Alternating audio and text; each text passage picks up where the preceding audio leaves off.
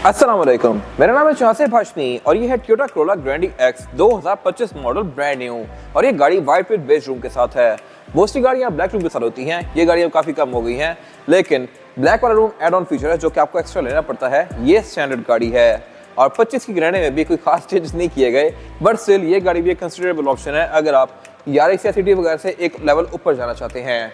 ये brand new है और इसके अलावा इंजन इसमें 18 सीसी आता है। फीचर्स के लिहाज से ये गाड़ी काफ़ी ज़्यादा इंप्रूव कर दी गई है एज कम्पेयर टू पहले वाली ग्रैंडियाँ जो कि 2014-15 में आ रही थी। अभी भी ये गाड़ी एक डिसेंट ऑप्शन है। फिलहाल अगर बात कीजिए प्राइस की तो इसकी आस्किंग 7950 है। अगर आपने इसके बारे में कोई इन्फॉर्मेशन लेनी है तो आप दिए गए नंबर्स पे कॉल कर सकते हैं या फिर आप हमारी किसी भी ब्रांच को विजिट कर सकते हैं। सेकंड मोटरस्पोर्ट की दो ब्रांचेस हैं, एक रावलपिंडी में मरी रोड पे और फिर एक ये वाली ब्रांच जो कि जीटी रोड पे है। Overall it's a good sedan and today I am going to review it.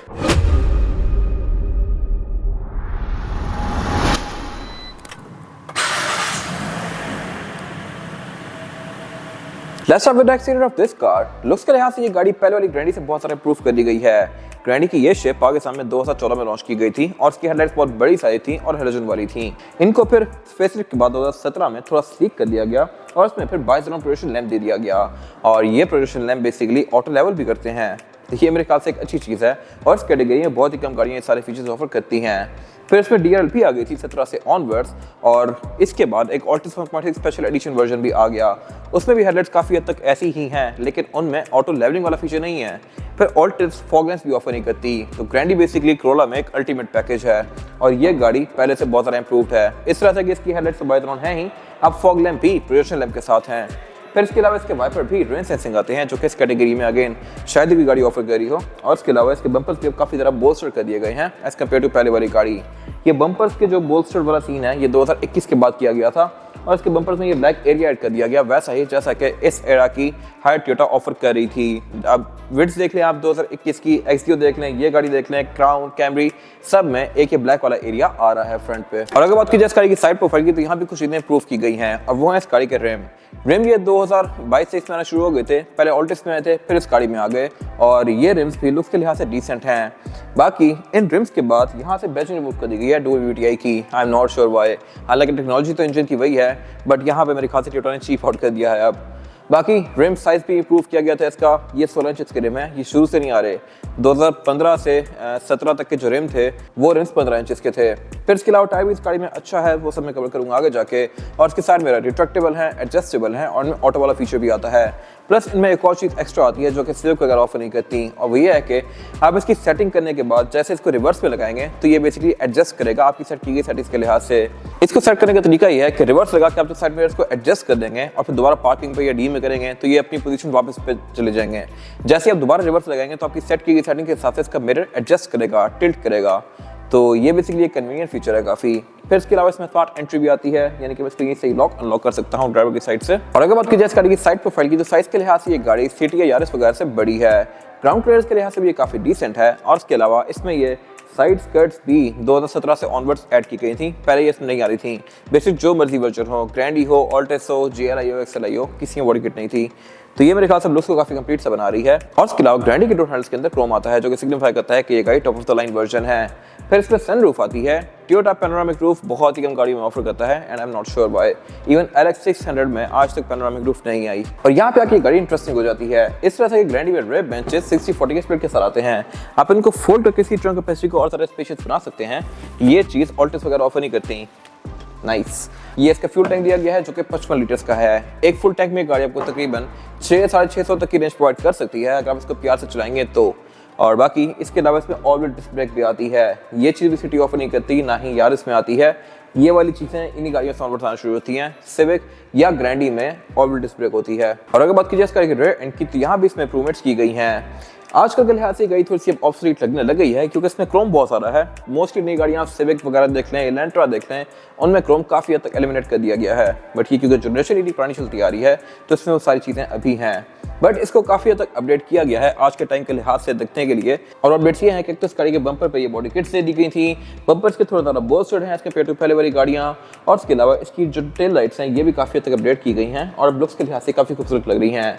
जब ये गाड़ी इनिशियली आई थी तो इसकी टेल लाइट्स काफ़ी बेसिक सी थी और उसमें इतना सारा एरिया खाली होता था क्योंकि जो उसके इंटरनेशनल वर्जन से उनमें रेयर फॉग आती थी और पाकिस्तान में रेयर फॉग ना होने की वजह से वो एरिया खाली छोड़ दिया गया था। इसमें वो एरिया पूरा यूज़ किया गया है तो इसकी लुक सारा बेहतर आ रही है और ये ट्रंक की क्रोम वाली गार्निश फिर टेल लाइट्स के अंदर कंटिन्यू करती है। और इसके अलावा इसके डिग्गी के अंदर भी स्मार्ट अनलॉक दे दिया गया था। और अगर बात की इसका ट्रंक कैपेसिटी की तो इसके बारे में एक और इंटरेस्टिंग फैक्ट ये है कि इसकी ट्रंक यारिस की ट्रंक से छोटी है।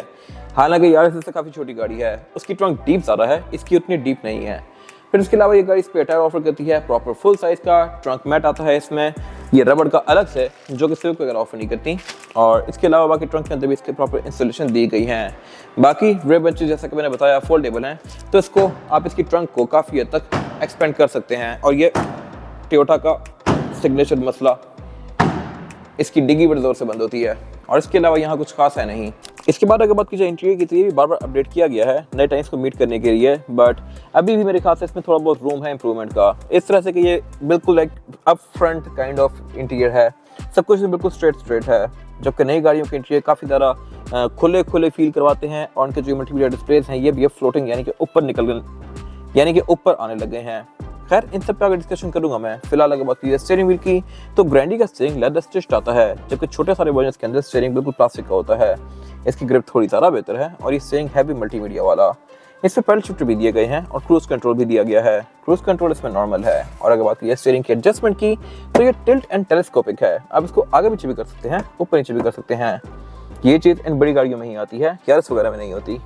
और बाकी अगर बात की जाए हेडलाइट्स की तो ये नॉर्मल सी हैं, फॉग के कंट्रोल भी यहीं पे दिए गए हैं। वाइपर इसमें रेन सेंसिंग है और मीटर इसका लुक्स के लिहाज से बस ठीक है। अब इस कैटेगरी की जितनी भी गाड़ियाँ हैं सबके मीटर काफ़ी इंप्रूव हो गए हैं, इलेंट्रा का भी, सिविक का भी। ये मीटर मेरे ख्याल से सबसे पीछे रह गया है। इसमें 4.2 इंचेस की छोटी सी स्क्रीन दी गई है जो कि आपको स्टैट्स शो करवाएगी, जैसा कि ट्रिप्स, एवरेज किलोमीटर पर लीटर, आरसी टेम्परेचर, गाड़ी की स्टैट्स वगैरह। लेकिन बाकी जो एनालॉग डायल्स हैं ये मेरे ख्याल से अपडेट होने चाहिए। बाकी मीटर क्या होते हैं इसकी सॉफ्ट टच पैडिंग की फिनिश में है, सारा कुछ यहाँ पे यूजुअल है। और अगर बात कीजिए मल्टीमीडिया स्क्रीन की तो ये डिफरेंट है as compare to any other car. Altis की स्क्रीन इससे डिफरेंट होती है, वो अल्पाइन की होती है, ये टोयोटा की ही है। इसमें ज़्यादा फीचर आते हैं, इसमें front camera, back camera, interior camera, ये सब भी है, नेविगेशन भी है। और इसके अलावा इसमें टोयोटा शोर, टोयोटा कनेक्ट की बहुत सारी चीज़ें आती हैं जो कि छोटे वर्जन में नहीं होती। क्लाइमेट कंट्रोल भी इसमें ऑटोमेटिक है जो कि अगेन शुरू से नहीं आ रहा, ये 16 के बाद से आना शुरू हुआ था। और इसके टेम्परेचर को मैं इस तरह से एडजस्ट कर सकता हूँ। 16 वाली गाड़ी में क्लाइमेट कंट्रोल की लुक थोड़ी सी डिफरेंट थी। और इसके अलावा फिर नीचे यहाँ पे बेसिक ऑक्स चार्जिंग इनपुट वगैरह दिए गए हैं, ट्रैक्शन कंट्रोल दिया गया है। और गेयर सेलेक्टर जो है इसका ये ट्रिप्टॉनिक है, इसको आप डी में करके मैनुअली यहाँ से भी चला सकते हैं और इसके अलावा यहाँ से भी चला सकते हैं पैडल शिफ्टर से। तो ये मेरे ख्याल से एक अच्छी चीज़ है, सिविक के सिर्फ टॉप ऑफ लाइन वर्जन में आती है। बाकी हैंड ब्रेक इसमें ट्रेडिशनल है, इस कैटेगरी में सिर्फ यही गाड़ी रह गई है जो कि ट्रेडिशनल हैंड ब्रेक ऑफर कर रही है, बाकी सबकी इलेक्ट्रॉनिक हो गई है। और इसके अलावा फिर यहाँ पे ये स्पोर्ट मोड वगैरह दिया गया है, कप होल्डर्स दिए गए हैं। सेंटर को स्टोरेज का स्पेस के लिहाज से बस ठीक है। और अगर बात कीजिए सीट्स की तो ये भी लेदर की फिनिश में है। ये है बेज रूम वाली गाड़ी, इसमें एक ऑल ब्लैक इंटीरियर भी ऑफर हो गया है जो कि एक एड ऑन फीचर है और आपको एक्स्ट्रा पैसे पे करके लेना पड़ता है। उसके रिव्यू भी मैंने किए हुए ऑलरेडी जाके, जो कि आप हमारे चैनल पर देख सकते हैं। बाकी अगर बात की जाए डोर्स की तो इनमें भी लेदर यूज़ किया गया है, बट आगे वाला पोर्शन ये चीप प्लास्टिक है, मेरे ख्याल से ये बेहतर हो सकता था। विंडोज में ड्राइवर की सिंगल टैप वाली है, बाकी सारी विंडोज नॉर्मल हैं। फिर इसके अलावा वेंटी मिरर्स में ड्राइवर और पैसेंजर दोनों के लिए आते हैं विद लाइट्स। ग्रैंडी में केबिन लाइट्स भी काफ़ी सारी आती हैं, 7 टू बी एग्जैक्ट। 2 यहाँ पे, 2 फिर साइड पे, 1 यहाँ पे सेंटर में और फिर 2 बैक पे पीछे। एयरबैग इसमें टोटल 2 आते हैं। रेयर मिरर्स का ऑटो डिमिंग वाला है, ये गाड़ी सनरूफ भी ऑफर करती है और इसके अलावा यहाँ कुछ खास है नहीं। और अगर बात की जाए इस गाड़ी में रेयर पैसेंजर्स के लिए सीटिंग कैपेसिटी की तो ये भी डिसेंट है, मेरे पास लेग रूम यहाँ पे काफ़ी सफिशिएंट है। सिविक वगैरह से गाड़ी ज़्यादा खुली है और हेडरूम का भी मेरे पास यहाँ पे कोई इशू नहीं है। इसमें बैक पे आसानी से 3 से 4 लोग बैठ सकते हैं, सिविक में थोड़े तंग हो जाते हैं। और ये गाड़ी 3 से 4 लोग बैक पे बैठा के नीचे नहीं लगती, सिविक लगती है। तो यहाँ पे ये गाड़ी एक एज ले जाती है उन पे, और इवन गाँव वगैरह के लिहाज से भी ये गाड़ी एक बेहतर ऑप्शन है। फिर इसके अलावा सेंटर में ये सेंटर कंसोल दिया गया है जिसको निकाल के मैं एज एन आर्मरेस्ट यूज़ कर सकता हूँ और इसमें 2 कप होल्डर्स भी हैं। और इसके अलावा फिर इसमें 3 हेडरेस्ट दिए गए हैं, सीट बेल्ट्स हैं, आइसोफिक्स के पोर्ट्स हैं और रेयर पैसेंजर्स के लिए कैबिन लाइट्स यहाँ पे बहुत सारी हैं जैसे कि मैंने पहले मेंशन किया। बाकी यहाँ पे फिर आउटलेट भी दिए गए हैं रेयर पैसेंजर्स के लिए, लेकिन एयरबैग्स गाड़ी में नहीं आते, अगर होते तो मेरे ख्याल से बहुत बेहतर था।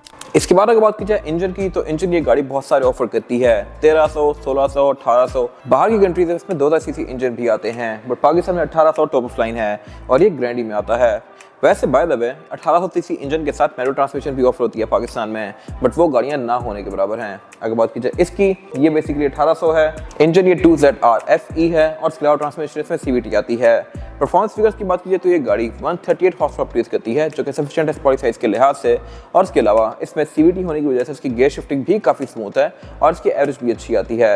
अगर बात की जाए एवरेज की तो ये गाड़ी आपको तकरीबन 12-13 की एवरेज आराम से ले सकती है, जो कि इतने बड़े इंजन के लिहाज से एक ठीक एवरेज है। और इसके अलावा इसमें ABS, traction control, drive modes, ये सब कुछ आता है।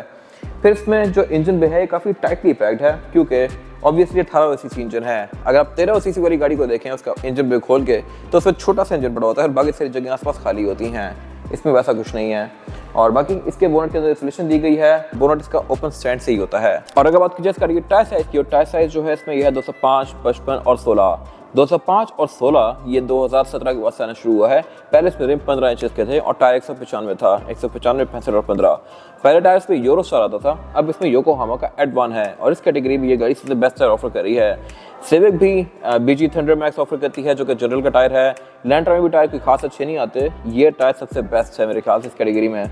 और इसके अलावा इसमें ABS, ट्रैक्शन कंट्रोल और ड्राइव मोड्स तीनों आते हैं, तो इसकी राइड भी डिसेंट है। सस्पेंशन के लिहाज से Corolla सबसे ज़्यादा सॉफ्ट फील होती है खड्डों पे, और इसके अलावा ये गाड़ी लॉन्ग टर्म में भी एक अच्छा ऑप्शन है, क्योंकि ये गाड़ी खड़कती इतनी आसानी से नहीं है। सिविक वगैरह खड्डों वगैरह पे खड़क जाती हैं। बाकी इसके अलावा इसमें 5-6 लोग बिठा के भी ये गाड़ी नीचे नहीं लगती, सिर्फ 2 लोग बिठाने से भी नीचे लग जाती है बैक पे। ये था आज का रिव्यू। अगर आपको ये रिव्यू पसंद आया है तो इस रिव्यू को लाइक कीजिए, मेरे चैनल को सब्सक्राइब कीजिए, और अगर आपके पास इस कार से रिलेटेड कोई राय है तो उसको कमेंट सेक्शन में शेयर जरूर कीजिएगा, ताकि वो लोग जो ये गाड़ी देने वाले हैं वो आपकी राय से फायदा उठा सकें। अपना ख्याल रखिएगा। Thank you.